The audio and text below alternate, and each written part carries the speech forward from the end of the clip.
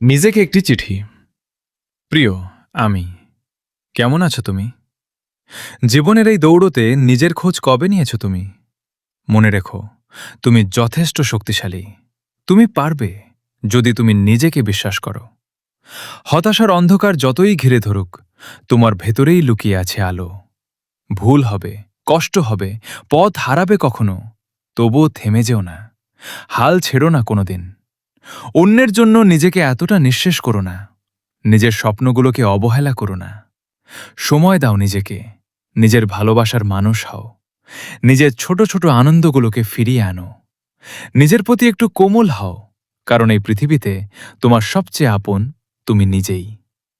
ভবিষ্যতের তুমি আজকের তোমাকে ধন্যবাদ দেবে, যখন দেখবে তুমি হাল না ছেড়ে লড়ে গেছ। তাই এগিয়ে চলো, মাথা উঁচু করে।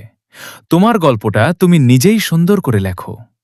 একদিন তুমি গর্ব করে বলবে, হ্যাঁ, আমি পেরেছি, নিজেকে হারাইনি কখনো।